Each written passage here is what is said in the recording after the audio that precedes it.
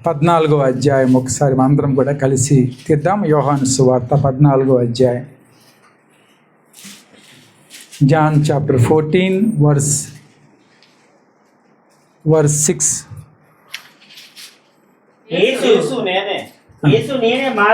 యేసు నేనే మార్గమును సత్యమును జీవమును, నా ద్వారానే తప్ప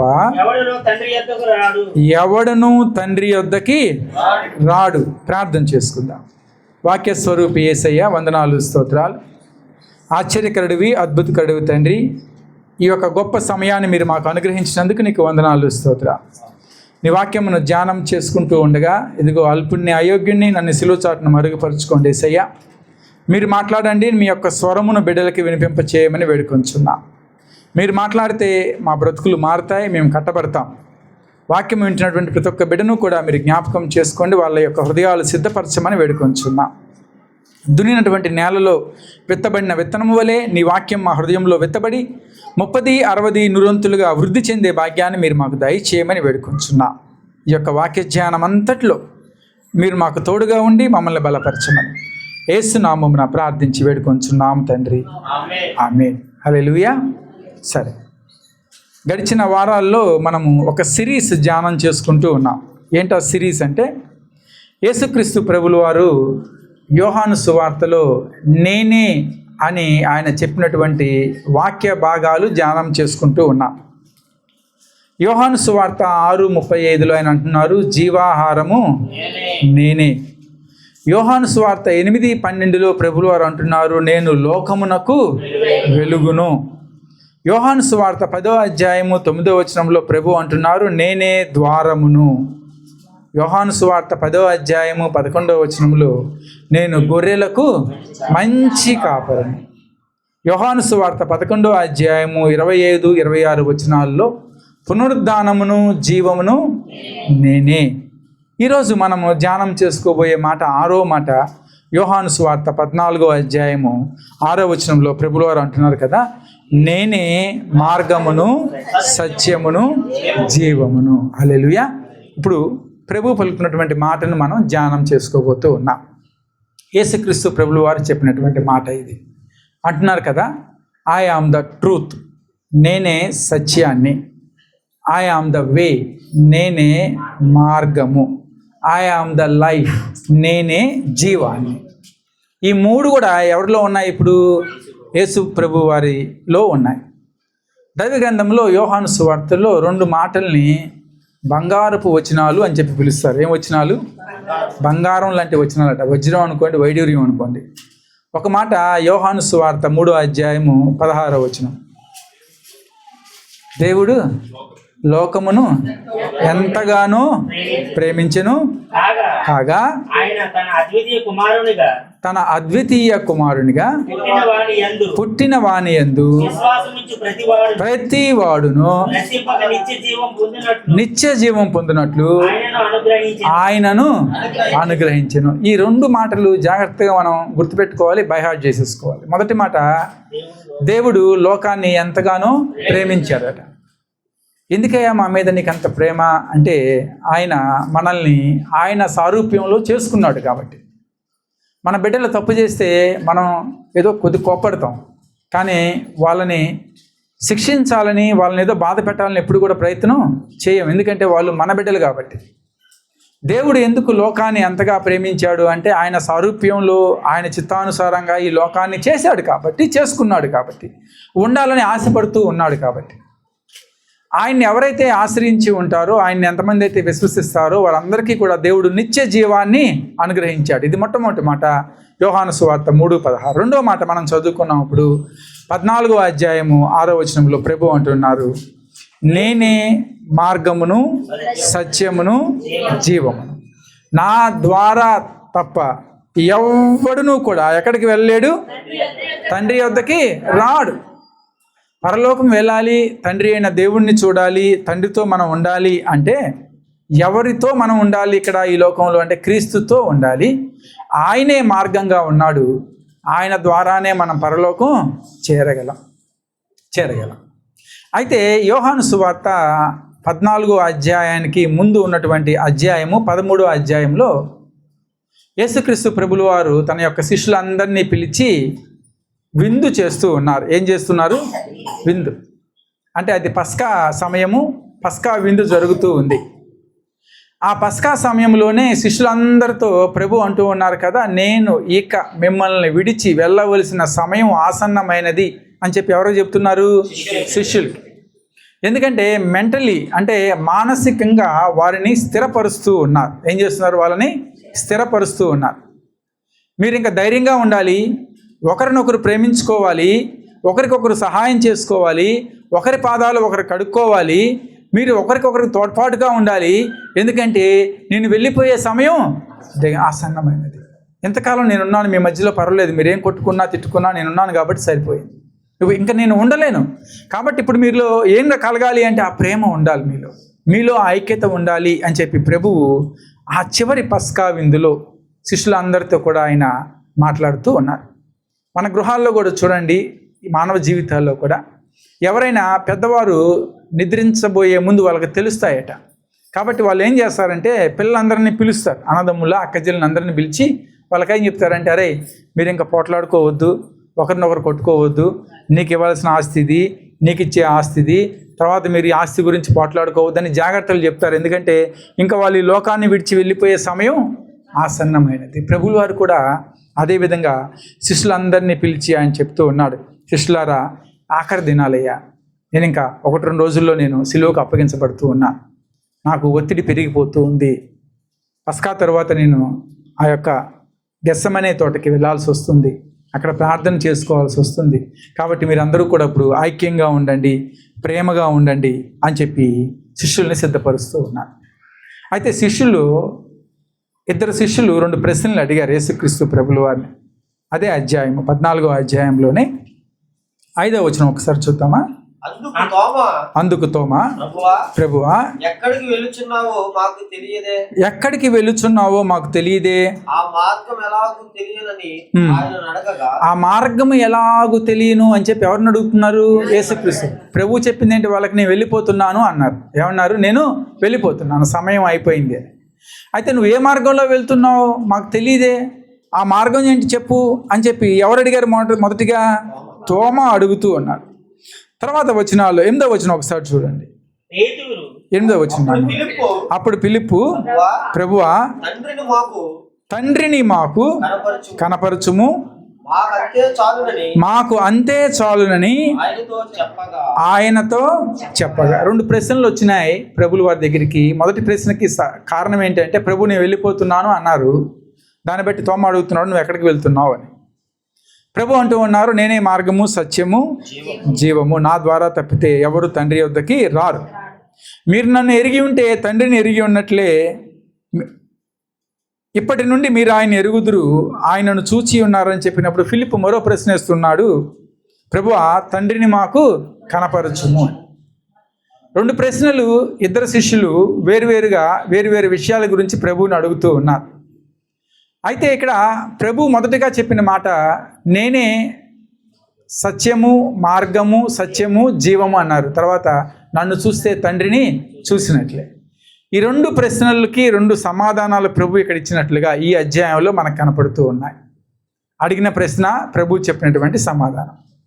అయితే ఈ మధ్యాహ్న కాల సమయంలో మనము ప్రభువుల వారు పలికినటువంటి మాట, నేనే మార్గము, నేనే సత్యము, నేనే జీవము అని చెప్పినటువంటి మాటల్ని మనం ధ్యానం చేసుకోబోతూ ఉన్నాం. ప్రభు అంటున్నారు కదా, మొదటిగా నేనే మార్గాన్ని, ఐ ఆమ్ ద వే. ఆయన ద్వారానే మనము నడవాలి, ఆయనతో ఉంటేనే మనము తండ్రి వద్దకి చేరగలం. కాబట్టి ప్రభువుతో ఆయన మార్గంలో నువ్వు ఉండాలి అంటే మొట్టమొదటిగా మనం చేయవలసిన పని ఏమిటి అంటే, ఆయన్ని అంగీకరించేవారిగా మనం ఉండాలి. అపోస్తల కార్యాల్లో పేతురు గారు ఒక చక్కని మాట చెప్తూ ఉన్నాడు. పేతురు తన యొక్క గొప్ప పరిచర్యలో అద్భుతకరమైన పరిచర్య ఆయన చేస్తూ అపోస్తల కార్యాలు 4వ అధ్యాయంలో ఆయన మాట్లాడిన మాట ఒకటి మనకు కనిపిస్తుంది. 12వ వచనంలో, మరి ఎవని వలనను రక్షణ కలగదు, మరి ఎవని వలనను రక్షణ కలగదు. ఈ నామమునే ఆ, ఈ నామమునే నీ నీ నామముననే మనము రక్షణ పొందవలను. మనము రక్షణ పొందవలను కానీ రక్షణ పొందవలెను కానీ ఆకాశము క్రింద ఆకాశము క్రింద మనుష్యులలో ఇయ్యబడిన ఇయ్యబడిన మరి ఏ నామమున రక్షణ రక్షణ పొందలేమని రక్షణ పొందలేము అన్నారు. ఎందుకంటే ఆయనే మార్గం కాబట్టి నువ్వు రక్షింపబడాలి, తండ్రి వద్దకి చేరాలి అంటే మనకున్నది ఒకే ఒక మార్గము. ఆ మార్గమే యేసయ్య మార్గము. హల్లెలూయా. కాబట్టి యేసయ్య మార్గము తప్పితే వేరే మార్గం లేదు. ఆయన నామం తప్పితే వేరే నామాన మనం రక్షించబడలేమని పేతురు బలగుద్ది చెప్తూ ఉన్నాడు, ఖచ్చితంగా చెప్తూ ఉన్నాడు. మరి ఎవని వలనను రక్షణ మనకి కలగదు. మనకి రక్షణ కలగాలంటే ఒకే ఒక నామము. ఎవరి నామం అది? యేసయ్య నామము. ఆకాశము క్రింద ఏ మనుష్యుల పేరుతో అయినా మనకి రక్షణ కలగదు. రక్షణ మనకి ప్రభువు నామముతోనే కలుగుతుంది. కాబట్టి ఆయనే మార్గమై ఉన్నారు అని చెప్పి వాక్యం స్పష్టంగా తెలియపరుస్తూ ఉంది. అంత మాత్రమే కాదు, ప్రభులు వారు తన్ను తాను కనపరుచుకున్నటువంటి విధానం కూడా మనకు కనిపిస్తూ ఉంది. యోహాను సువార్త 1వ అధ్యాయం, యోహాను సువార్త 1వ అధ్యాయం 18వ వచనం ఒకసారి చదువుదామా? ఎవడను ఎప్పుడైనను దేవుణ్ణి చూడలేదు, తండ్రి రొమ్ముననున్న అద్వితీయ కుమారుడే ఆయనను బయలుపరిచెను. ఇప్పుడు ప్రభువుని చూస్తే ఎవరిని చూసినట్లే అంటున్నారు యేసుక్రీస్తు ప్రభుల వారు తండ్రిని చూసినట్లే. కాబట్టి ఈ లోకంలో ఈ భూమి మీద ఏ మానవుడు కూడా ఎవరిని చూడలేదట, తండ్రి అయిన దేవుణ్ణి చూడలేదు. ఆయన రొమ్మున ఆనుకొని ఉన్న అద్వితీయ కుమారుడు అనగా యేసుక్రీస్తు ప్రభుల వారు మాత్రమే ఆయన్ని బయలుపరిచారు. ఆయన చూపించే శక్తి సామర్థ్యం కలిగినటువంటి వారు. కాబట్టే ప్రభు అంటున్నారు, నన్ను చూస్తే ఎవరిని చూసినట్లు? తండ్రిని చూసినట్లే. నేనే మార్గాన్ని, నా ద్వారా తప్పితే మీరు పరలోక రాజ్యము చేరలేరు. దాన్ని బట్టే యోహాను సువార్తలోనే అంటారు కదా, ఆయన్ని దేంతో పోల్చాడు? యోహాన్ అంటే వెలుగుతో పోల్చాడు. దేంతో? వెలుగుతో. వెలుగు ఉండెను, ఆ వెలుగు లోకమునకు వచ్చెను, కానీ ఈ లోకంలో ఉన్న చీకటి ఆ వెలుగును గుర్తించలేకపోయాను అంటాడు యోహాను. ఎందుకయ్యా యోహాను అంటే ఆయనేనండి గొప్పవాడు, అద్వితీయుడు, దేవుని రొమ్మును ఆనుకొని ఉన్నటువంటి కుమారుడు. ఈ లోకానికి వచ్చాడు, కానీ ఈ లోకము ఆయన మార్గాన్ని కనుగొనలేకపోయింది. కాబట్టి ఇక్కడ యోహాను చెప్తూ ఉన్నాడు, ఆయనే మన తండ్రి అయిన దేవుణ్ణి మనకు కనపరిచాడు. కాబట్టి ప్రభు అంటున్నారు, నేనే మార్గమును.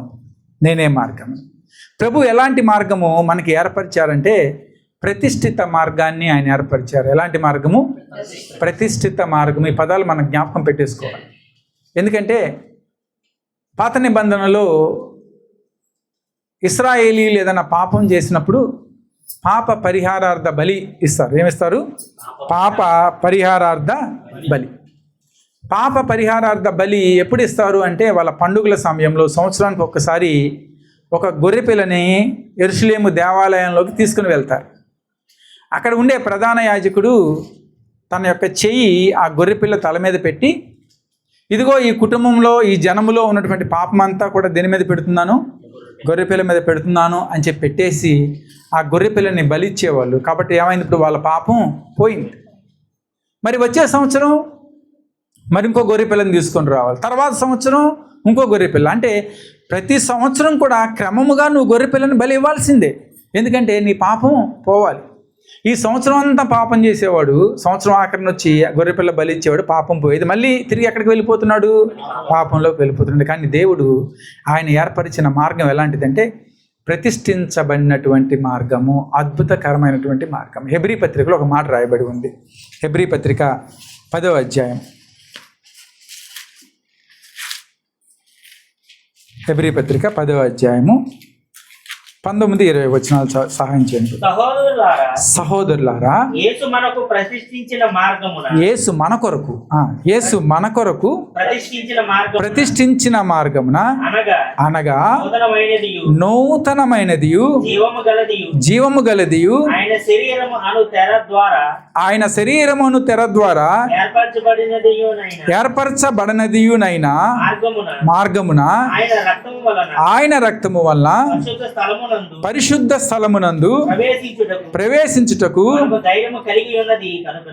మనము ధైర్యము కలిగి ఉన్నది కనుక అని కంటిన్యూషన్ అవుతుంది అన్నమాట. ఒకసారి ఇక్కడ ఆగుదాం. ఇక్కడ గ్రంథకర్త పౌలు అంటూ ఉన్నాడు హెబ్రీయులకు రాస్తూ ఈ పత్రికలో, సహోదరులారా, దేవుడు మన కొరకు ప్రతిష్ఠించిన మార్గము అంటున్నాడు. ఏంటి ఆ ప్రతిష్ఠించిన మార్గము? ఆ మార్గము కొత్తగా ఉంది, ఆ మార్గము జీవంతో నిండుకొని ఉంది.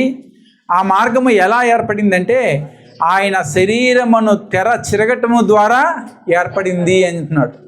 కాబట్టి ప్రభువు నేనే మార్గాన్ని అంటున్నాడంటే ఆ మార్గము ప్రతిష్ఠించబడినటువంటి మార్గము, రక్షింపబడినటువంటి వారు నడిచేటటువంటి మార్గము.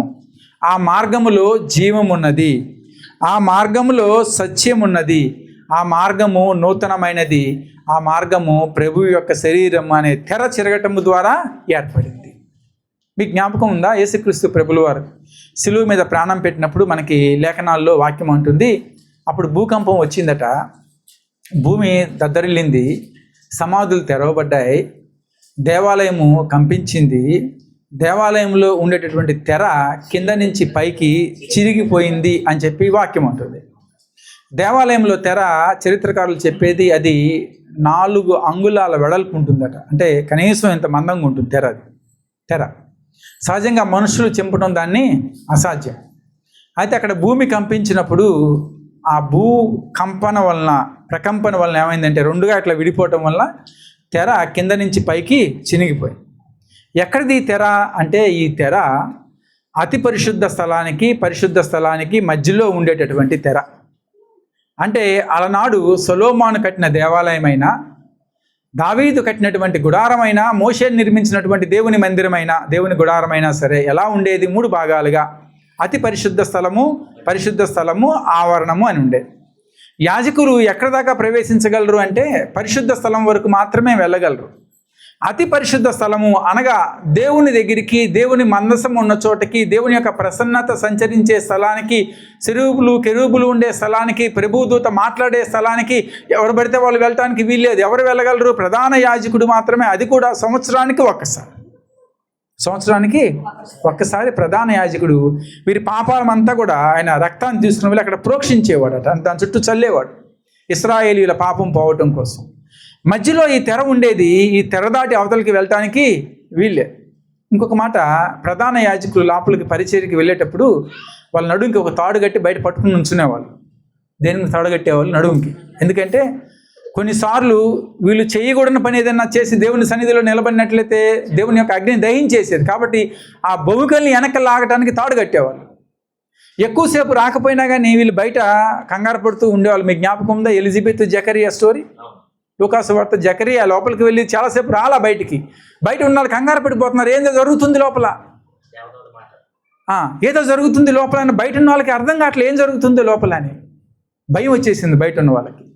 అలా ఉండేది ఆ అతి పరిశుద్ధ స్థలానికి మధ్యలో ఉండే తెర. అది క్రీస్తు శరీరము అనబడే తెర. శిలువ మీద ఆయన ప్రాణం పెట్టినప్పుడు ఆ తెర చినిగిపోయింది. కాబట్టి పరిశుద్ధ స్థలానికి, అతి పరిశుద్ధ స్థలానికి మధ్యలో ఇంకా అడ్డేమీ లేదు. అదే యేసు మార్గము. హల్లెలూయా. అదే నూతనమైన మార్గము, అదే జీవము గల మార్గము, అదే ప్రభు మన కొరకు ప్రతిష్ఠించబడినటువంటి మార్గం. పౌలు అంటూ ఉన్నాడు ఇక్కడ, అటువంటి మార్గము దేవుడు ఏర్పరిచాడు. ఆయన రక్తము వలన పరిశుద్ధ స్థలమునందు ప్రవేశించుటకు మనకేం కలిగిందట? ధైర్యం వచ్చింది. ఈరోజు నువ్వు నేను అబ్బా తండ్రి అని మొరపెడుతున్నాం, యేసయ్య అని మొరపెడుతున్నాం, యెహోవా దేవుడు అని ప్రార్థన చేస్తున్నాం. మీకు తెలుసా, యూదులు దేవుని యొక్క నామాన్ని ఎప్పుడు అనవసరంగా ఉచ్చరించరు, పలకరు అసలు వాళ్ళు. ఎవరి నామాన్ని? దేవుని యొక్క నామాన్ని. ఎందుకంటే దేవుని యొక్క నామం వాళ్ళకి అంత పరిశుద్ధమైనది కాబట్టి. మామూలు సందర్భాల్లో మనకి కాళ్ళకి దెబ్బ తగిలిన ఏమంటాం మనం? వెంటనే యేసయ్యా అంటాం కదా. వాళ్ళు అట్లా పలకరు. కానీ నీకు పలికే ధైర్యాన్ని ఇచ్చాడు దేవుడు. హల్లెలూయా. దేని ద్వారా అంటే ఆయన ఏర్పరిచినటువంటి ప్రతిష్ఠితమైనటువంటి మార్గం. కాబట్టి ఆ తెర లేదు ఇప్పుడు నీకు.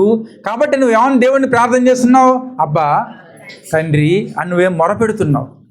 దీనికి కారణం యేసయ్య మార్గం అయి ఉన్నాడు కాబట్టి. హల్లెలూయా. ఆయనే మార్గం, ఆయనే మార్గం.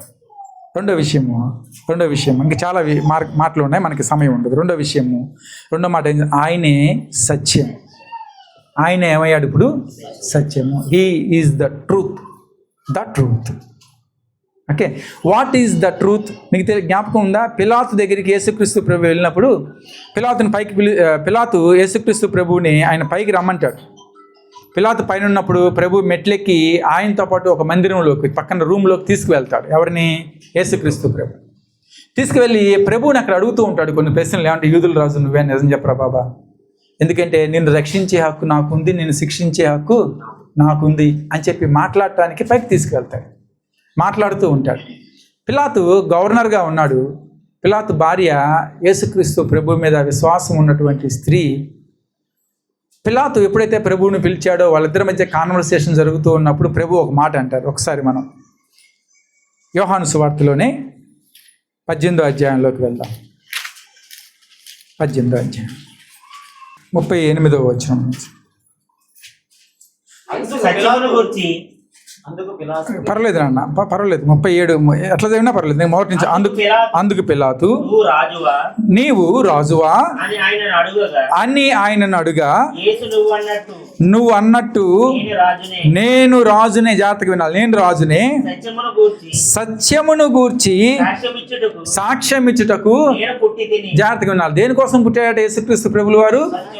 సత్యాన్ని సాక్ష్యం ఇవ్వడానికి పుట్టాడంటే. అందుకనే అంటున్నాడు ప్రభువే స్వయంగా పిలాతుతో, సత్యమును గూర్చి సాక్ష్యం ఇచ్చుటకు నేను పుట్టి తిని, ఇందు నిమిత్తమై ఈ లోకమునకు వచ్చి తిని, సత్య సంబంధి అయిన ప్రతి వాడును నా మాట వినుననెను.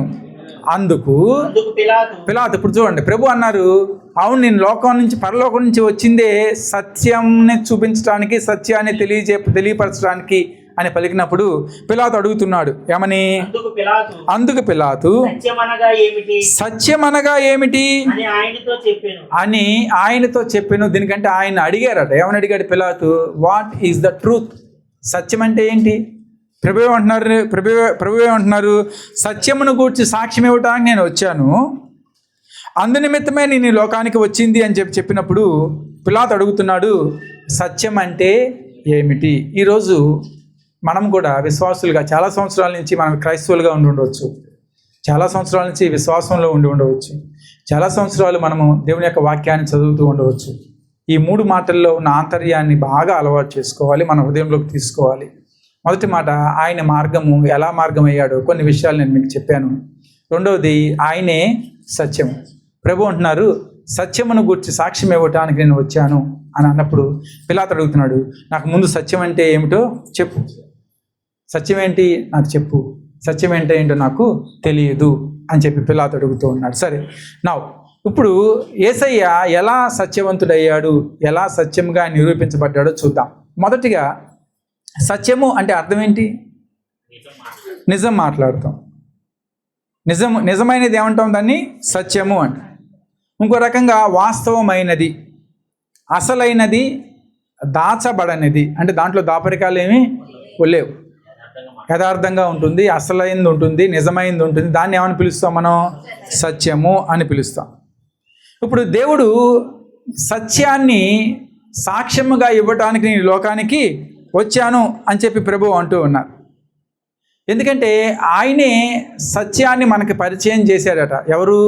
యేసుక్రీస్తు ప్రభులు వారు. మీరు అడగొచ్చు ప్రశ్న, అంతకుముందు లోకంలో సత్యం అంటే ఎవరికి తెలియదా అంటే, సత్యము అనే వెలుగులో లేరు, కానీ వెలుగులో ఉన్నాము అనే భ్రమలో ఉన్నారు.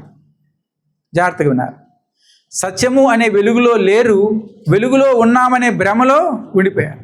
యేసుక్రీస్తు ప్రభువుకి ముందు ధర్మశాస్త్రాన్ని బోధించేటటువంటి పండితులు ఉన్నారు, శాస్త్రులు ఉన్నారు, పరిసయ్యులు ఉన్నారు. వీళ్ళందరినీ ప్రభు అంటారు, మీరు సున్నం కొట్టిన సమాధి లాంటి వాళ్ళు మీరు అన్నాడు ప్రభు. ఎందుకంటే వాళ్ళు పైకి బాగున్నారు, కానీ వాళ్ళ హృదయంలో ఏముంది? కుళ్ళు, కుతంత్రం ఉంది. అంటే పైకి ఎలా కనపడుతున్నారు? సున్నం కొట్టిన వాళ్ళలాగా తెల్లగా కనపడుతున్నారు, కానీ లోపలంతా నలుపే.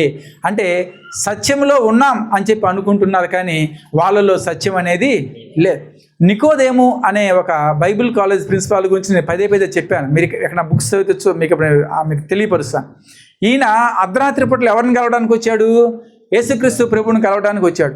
ఆయన బైబిల్ కాలేజ్ ప్రిన్సిపల్, కానీ వచ్చి ప్రభుతో యోహాను సువార్తలోనే చాలాసేపు సంభాషించాడు. ఆయన కొన్ని విషయాలు నేర్చుకున్నాడు. నూతన జన్మ అంటే ఏమిటి, ఆత్మతో రక్షింపబడటం అంటే ఏమిటి, దేవుడిచ్చిన ఆహారం ఏమిటి, ఆయనే ఎలా జీవమై ఉన్నాడు, ఈ విషయాలన్నీ నేర్చుకున్నాడు. ఎవరు? నికోదేము. దేవుని మీద నమ్మకం ఏర్పడింది. కాబట్టి ప్రభులు వారు చనిపోయినప్పుడు ఆయన్ని ఆ యొక్క శిలువ మీద నుంచి కిందకి దింపి సమాధి చేసిన వారిలో నికోదేము కూడా ఒకడు. ఎందుకు వచ్చాడు బైబిల్ కాలేజ్ ప్రిన్సిపాల్ అంటే? సత్యాన్ని అంగీకరించాడు కాబట్టి, ప్రభువే సత్యమని తెలుసుకున్నాడు కాబట్టి. యోహాను సువార్తలో ఒక మాట ఉంది. యోహాను సువార్త 8వ అధ్యాయం. యోహాను సువార్త 8 అద్భుతకరమైన మాటలు మనకు కనిపిస్తున్నాయి. యోహాను సువార్త 8వ అధ్యాయం 32వ వచనం. 31 నుంచి అవ్వండి కదా, మాకంటే కొద్దిగా. కాబట్టి యేసు తనను నమ్మినటువంటి యూదులతో మీరు నా వాక్యమందు నిలిచిన వారైతే నిజముగా నాకు శిష్యులై ఉండి సత్యమును గ్రహించెదరు. ఒక్క నిమిషం ఇక్కడ ఆగుదాం. సత్యాన్ని గ్రహించాలి. సత్యం అంటే ఏమిటి? నిజమైనది, అసలైనది, దాచబడినది, మరుగు చేయబడినది, నిజముగా ఉండేటటువంటి దాన్ని మనం గ్రహించాలి అంటే మొదటగా మనం ఏం చేయాలి అంటే ఆయన వాక్యమందు మనం నిలబడి ఉండాలి. దేవుని యొక్క వాక్యంలో నిలబడినప్పుడు తర్వాత ఇమీడియట్గా జరిగే కార్యక్రమం ఏంటంటే నువ్వు ఆయన శిష్యుడిగా ఉంటావు. ఇంతకుముందు కూడా చాలా సందర్భాల్లో నేను చెప్పాను. గురువుగారి మాట ఎవరు వింటారు? శిష్యులు వింటారు. శిష్యుడు అని ఎప్పుడు పిలుస్తాం వాడిని అంటే గురువుగారి మాట విన్నప్పుడే వాడిని శిష్యుడు అంటాం. వినకపోతే శిష్యుడు అంటారా? అనరు. కాబట్టి ప్రభు అంటున్నారు, మీరు కనుక నా వాక్యం ముందు నిలిచిన వారైతే, నా వాక్యం మీద ఆధారపడిన వారైతే, నా వాక్యానుసారంగా జీవిస్తున్నటువంటి వారైతే నాకు శిష్యులుగా ఉంటారు. అప్పుడు మీకు ఏం గ్రహిస్తారు అంటే సత్యాన్ని గ్రహించేదారు. అప్పటి వరకు మనం సత్యం అంటే ఏంటో మనకి తెలియదు. మనం బాగా చదువుకుని ఉండొచ్చు, శాస్త్రీయంగా పరిజ్ఞానం మనకు బాగా ఉండి ఉండవచ్చు. బట్ జీవితంలో సత్యము అంటే ఏమిటో తెలియాలి అంటే దేవుని యొక్క వాక్యములో నువ్వు నిలబడాల్సిందే. హల్లెలూయా. ఆయన శిష్యుడిగా ఉండాల్సిందే. అప్పుడే నువ్వు దేన్ని తెలుసుకుంటావు? సత్యాన్ని నువ్వు గ్రహించుకుంటావు. ఏది సత్యము అని తెలియబడేది అప్పుడు మాత్రమే. తర్వాత మాట 32వ వచనం. అప్పుడు సత్యము మిమ్మును స్వతంత్రులుగా చేయనని చెప్పగా, ఈ కాంటెక్స్ట్ సందర్భం ఏమిటంటే యూదులు ప్రభువుని నమ్మట్లా. ఎవరు నమ్మట్లా? యేసుక్రీస్తుని నమ్మట్లా. మెస్సయ్య అని అంగీకరించట్లా. ఇంకా మెస్సయ్య వస్తాడని చెప్పి ఎదురు చూస్తూ ఉన్నారు. ఆయనతో లేనిపోని సంభాషణలు చేస్తూ ఉన్నారు. ఈ సందర్భంలో ప్రభు అంటున్నారు కదా, అయ్యా మీరు నా మాట విన్నట్లయితే నాకు శిష్యులు అవుతారు, సత్యాన్ని గ్రహిస్తారు. మొదటిగా అప్పుడు ఆ సత్యము మీరు ఏదైతే బంధకాల్లో బంధించబడి ఉన్నారో ఆ బంధకాల్లోంచి మిమ్మల్ని విడుదల అది దయచేస్తుంది. మిమ్మల్ని ఏం చేస్తుందట? స్వతంత్రులుగా చేస్తుంది. అప్పుడు మాత్రమే మీరు స్వతంత్రులు అనబడతారు అని చాలా స్పష్టంగా ప్రభు పలుకుతూ ఉన్నారు. ఎందుకంటే ఆయన వాక్యమే సత్యము. దేవుని యొక్క వాక్యమే సత్యం. రెండో మాట మనం జ్ఞాపకం పెట్టుకోవాల్సింది, సత్యం అనగా దేవుని యొక్క వాక్యము. ఆ వాక్యాల్లోనే మనల్ని ఎదగమని ప్రభు కోరుకుంటూ ఉన్నాడు. ఆ వాక్యాన్ని నువ్వు అంగీకరించినట్లయితే నువ్వు శిష్యుడిగా ఉంటావు. అప్పుడు నువ్వు సత్యమేదో గ్రహించగలుగుతావు. యోహాను సువార్తలో ఇంకొక మాట ఉంది 17వ అధ్యాయంలో 14వ వచనం చూద్దాము ఒకసారి. వారికి నీ వాక్యం ఇచ్చి ఉన్నావు. నేను లోక సంబంధిని కానట్టు వారును లోక సంబంధులు కారు కనుక లోకం వారిని ద్వేషించును. నీవు లోకంలో నుండి వారిని తీసుకుని పొమ్మని నేను ప్రార్థించడం లేదు కానీ దుష్టుని నుండి వారిని కాపాడమని ప్రార్థించుచున్నాను. నేను లోక సంబంధిని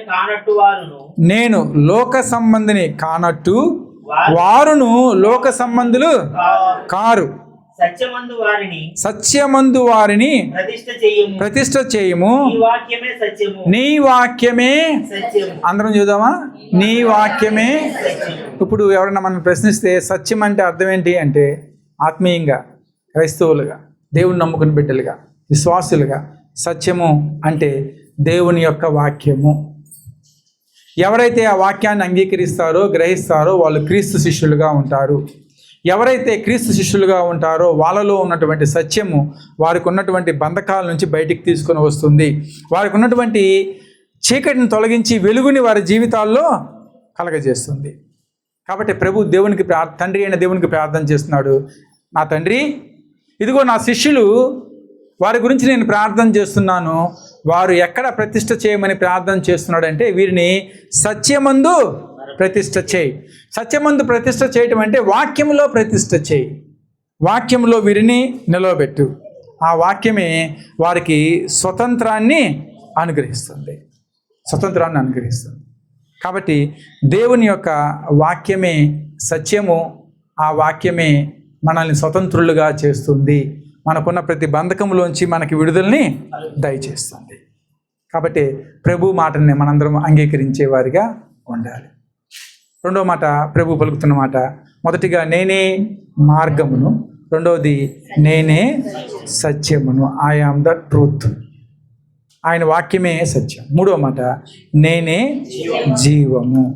ఐ ఆమ్ ద లైఫ్ అని చెప్పి ప్రభు పలుకుతూ ఉన్నారు. నేనే జీవాన్ని అని చెప్పి ఆయన అంటూ ఉన్నారు. మీకు జ్ఞాపకం ఉందా? యోహాను సువార్తలోనే 10వ అధ్యాయంలో యేసుక్రీస్తు ప్రభుల వారి గురించి ఆయన నేను అని పలికిన మాటల గురించి ధ్యానం చేసుకునే సందర్భంలో ఆయన గొర్రెలకు మంచి కాపరి అని చెప్పి చదువుకున్నాం. జ్ఞాపకం ఉందా? సరే, ఈ గొర్రెలకు మంచి కాపరి ప్రభుల వారు ఆ గొర్రెల కోసం ఏం చేస్తారట? ఆయన ప్రాణం పెడతారట. ఏం చేస్తారు? ప్రాణం పెడతారు. ప్రాణం పెట్టడానికి సిద్ధపాటు కలిగి ఉన్నటువంటి యేసు దేనికోసం నువ్వు ప్రాణం పెడుతున్నావంటే నా బిడ్డలకి జీవాన్ని దయచేయటానికి. హల్లెలూయా. కాబట్టి మనం జీవించాలి అని చెప్పి ప్రభు ఆశించారు. కాబట్టి వాక్యం అంటుంది ఆయన మన కోసము ప్రాణం పెట్టారట. ప్రభు అంటున్నారు యోహాను సువార్త 10వ అధ్యాయంలో, నేను గొర్రెలకు మంచి కాపరిని, వాటి కొరకు నేను ప్రాణం పెట్టడానికి వచ్చి తిని. ప్రభు ఎందుకు వచ్చారు ఈ లోకానికి? ప్రాణం పెట్టడానికి వచ్చారు. మొదటిగా మార్గమై వచ్చారు, సత్యమై ఉన్నారు, మన కొరకు ప్రాణం పెట్టారు. ప్రాణం పెట్టింది దేనికి అంటే నీకు నాకు నిత్య జీవాన్ని అనుగ్రహించడానికి, జీవమును అనుగ్రహించడానికి. ఆయన ప్రాణం పెట్టింది మన జీవితాల్లో మనకి శాంతి సమాధానాన్ని అనుగ్రహించడానికి. శిష్యులతో అంటూ ఉన్నారు ప్రభు, శిష్యులారా ఇదిగో నేను వెళ్ళిపోతున్నాను, మీ మధ్య నేను ఉండను, ఇదే మీతో నాకు ఆఖరి భోజనం, నన్ను సిలువకు అప్పగిస్తారు, మీరందరూ చెదిరిపోతారయ్యా, కానీ మీరు ఒకరినొకరు ప్రేమించుకోండి. ఇదిగో నేను మీ పాదాలు కడిగినట్లు మీరు ఒకరికొకరు పాదాలు కడుక్కొని లోబడి జీవించండి, ధైర్యం కలిగి జీవించండి, ఏ విషయంలో కూడా అధైర్యపడొద్దు అని చెప్పి ప్రభు వాళ్ళని ధైర్యపరుస్తూ తాను లోకం వదిలి వెళ్ళపోయే ముందు ఆయన పలికిన మాట, నేను మీకు జీవమును అని చెప్పి పలుకుతూ ఉన్నాను. కాబట్టి 14వ అధ్యాయం యోహాను సువార్త 27వ వచనంలో ప్రభు ఏమని అంటున్నారంటే 27వ వచనంలో, శాంతి మీకు అనుగ్రహించి వెళ్ళుచున్నాను, నా శాంతినే మీకు అనుగ్రహించుచున్నాను, లోకమిచ్చినట్లుగా నేను మీకు అనుగ్రహించటలేదు, మీ హృదయమును కలవరపడనీయకుడి, వెరవనీయకుడి అని ఎవరికి ధైర్యం చెప్తున్నారు ప్రభు? శిష్యులకి.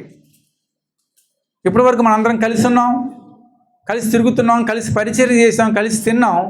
కానీ ఇప్పుడు నేను మిమ్మల్ని వదిలిపెట్టేసి వెళ్ళిపోతున్నాను. కానీ మీరెవరూ కూడా అధైర్యపడద్దు, మీరందరూ ధైర్యంగా ఉండండి, ఎందుకంటే నేనే జీవమును అని చెప్పి ప్రభు పలుకుతూ ఉన్నాను.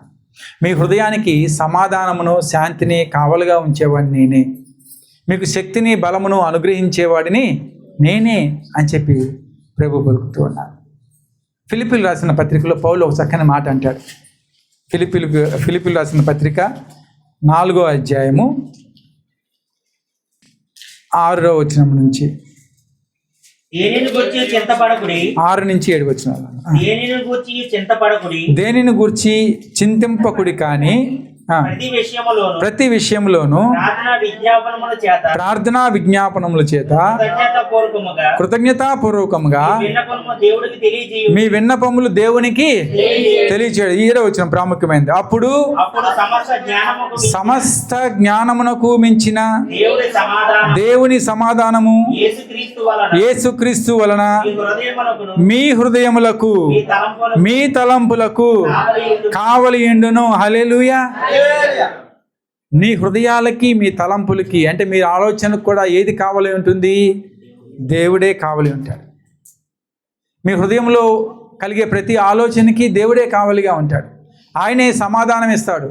ఇక్కడ వాక్యం అంటుంది కదా, మీకు సమస్త జ్ఞానమునకు మించిన దేవుని సమాధానం. జ్ఞానం ఉంది అనుకుంటున్నావేమో, ఆ జ్ఞానానికి మించిన దేవుని సమాధానం నీకు కలుగుతుంది. ఎందుకంటే ఆయన శాంతిని అనుగ్రహించడానికి లోకానికి వచ్చారు. కాబట్టి శిష్యులు అంటున్నారు, శాంతిని అనుగ్రహించి వెళ్ళుచున్నాను, నా శాంతిని మీకు అనుగ్రహించి వెళ్ళుచున్నాను. యేసయ్య, మరి మేము జీవం పొందుకోవాలంటే ఏం చేయాలి? మీరు వచ్చారు, మా కొరకు ప్రాణం పెట్టారు, మాకు నిత్య జీవాన్ని ఇస్తాను అంటున్నారు. మేము జీవాన్ని ఎలా అనుభవించాలి? ఆ శాంతి సమాధానం మాకు ఎలా కలుగుతుంది? ఎలా నెమ్మదిగా మేము జీవించగలం? మా జీవితాల్లో ప్రతిరోజు ఉదయం లేచిన దగ్గర నుంచి మాకు యుద్ధమే. ఉదయం లేచిన దగ్గర నుంచి గంటకి మా స్కెడ్యూల్స్ చాలా బిజీగా ఉంటాయి. ఒక పని తర్వాత మరొక పని, మరొక పని తర్వాత మరొక పని. కొన్ని సందర్భాల్లో మాకు భోజనం చేయడానికి కూడా సమయం ఉండదు. మరి ఎలా అనుగ్రహిస్తావయ్యా శాంతిని అంటే, దేవుడు మనకి ఆ సమృద్ధిని పొందుకోవటానికి గొప్ప మార్గాన్ని ఆయన మనకి ఏర్పరిచారు. ఎలా ఏర్పరిచారు అంటే, ఆయన నూతనముగా జన్మించినట్లయితే మీరు ఆ సమాధానాన్ని పొందుకుంటారు. నూతనముగా జన్మించినట్లయితే మీరు నిత్య జీవంలోకి ప్రవేశిస్తారు. నూతనముగా జన్మించినట్లయితే మీరు పరలోక రాజ్య సంబంధులుగా ఉంటారు. నూతనముగా జన్మించినట్లయితే మీకు గొప్ప సమాధానము కలుగుతుంది. హల్లెలూయా. మనలో ఇంకా ఎంతమంది రక్షింపబడినటువంటి బిడ్డలు ఉన్నారు? ఈ మధ్యాహ్న కాల సమయంలో ఒక్కసారి మనము దేవుని యొక్క మాటల మీద దృష్టి ఉంచాలి. ఆయన ఇచ్చినటువంటి వాగ్దానము నెరవేర్చేవాడై ఉన్నాడు.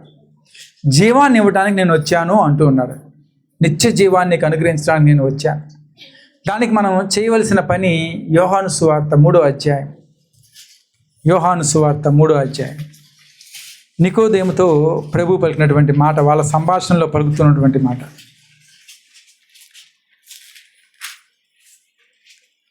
3వ అధ్యాయం 3వ వచనం.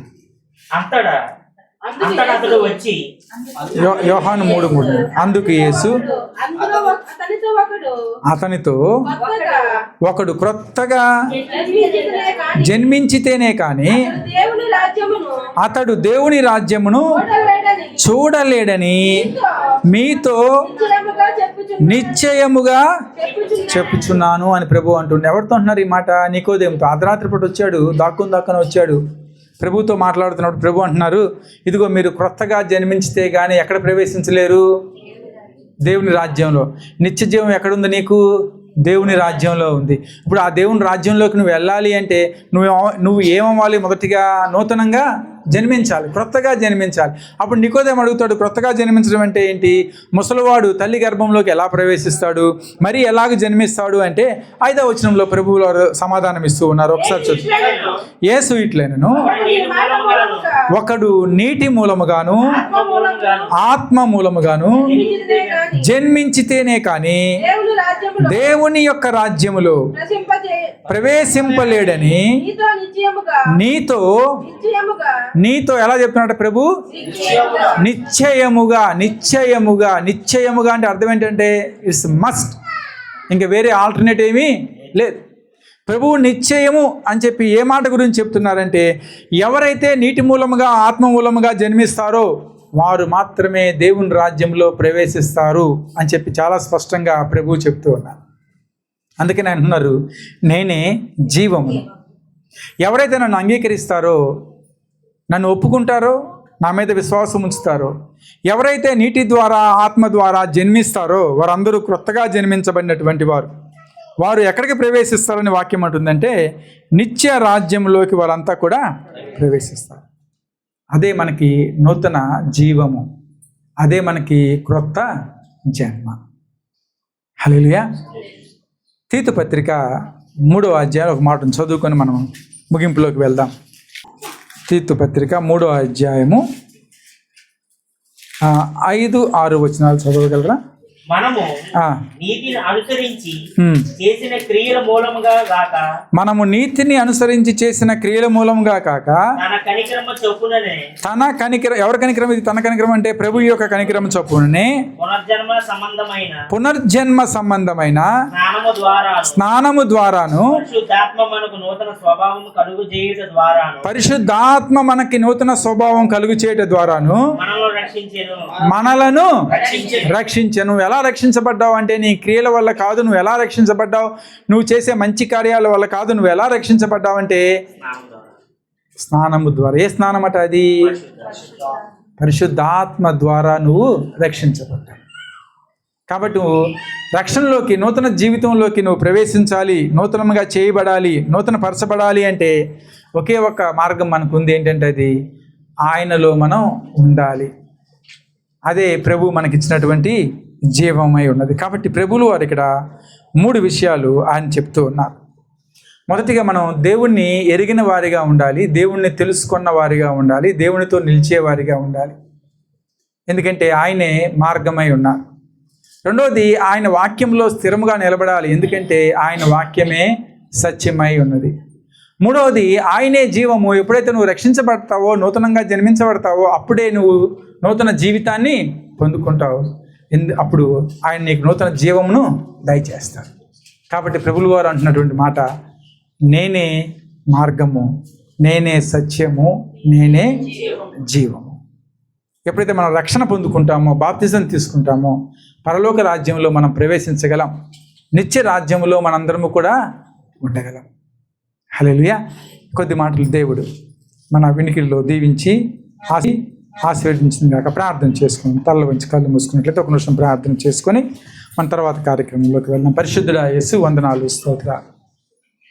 అవును యేసయ్య, మీరు పలికినటువంటి మాటలు మేము ధ్యానం చేసుకుంటూ ఉండగా ఈ మధ్యాహ్న కాల సమయంలో మరొక శ్రేష్టమైన మాట, నేనే మార్గము, సత్యము, జీవము అనే మాటను ధ్యానం చేసుకోవడానికి మీరు మాకు ఇచ్చినటువంటి కృపను బట్టి నీకు వందనాలు. అవును యేసయ్య, నీ ద్వారా తప్పితే పరలోకంలోకి ఎవరూ ప్రవేశించలేరనే వాక్యములు చాలా స్పష్టంగా తెలియపరుస్తూ ఉన్నా. ఎప్పటికైనా మమ్మల్ని మేము సరిచేసుకుంటూ తండ్రి రక్షణ పొందుకొని నీ వాక్యంలో స్థిరంగా నిలబడే శక్తిని మీరు మాకు దయచేయమని ప్రార్థిస్తూ ఉన్నాం. విన్నటువంటి వాక్యము మా జీవితాల్లో ఫలించే భాగ్యాన్ని మీరు మాకు దయచేయమని నజరేయుడైన యేసు నామమున ప్రార్థించి వేడుకొంచున్నాము తండ్రి. ఆమేన్. హల్లెలూయా.